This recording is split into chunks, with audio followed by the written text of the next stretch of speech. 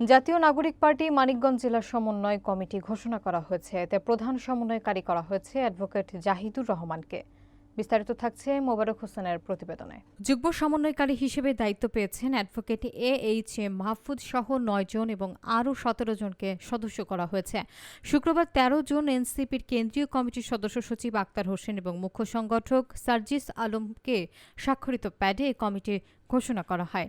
যুগ্ম সমন্বয়কারীরা হলেন advocate AHM Mahfuz, advocate Aminul Islam, advocate Mujahidur Rahman Murad, Galibur Rahman Galib, Kazi Harunur Rashid Pintu, Masum Khan, Shafiqul Islam, professor Nawab Ali এবং অ্যাডভোকেট আব্দুল জলিল খান। কমিটির সদস্য অ্যাডভোকেট মাহফুজ জানান, নির্বাচন কমিশনের নিবন্ধন পেতে 20টি জেলায় কমিটি ও অফিস গঠনের সিদ্ধান্ত হয়েছে। মানিকগঞ্জ তারই অংশ।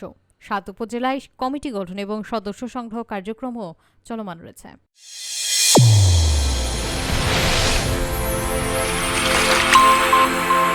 চ্যানেল A1 হৃদয়ের স্পন্দন।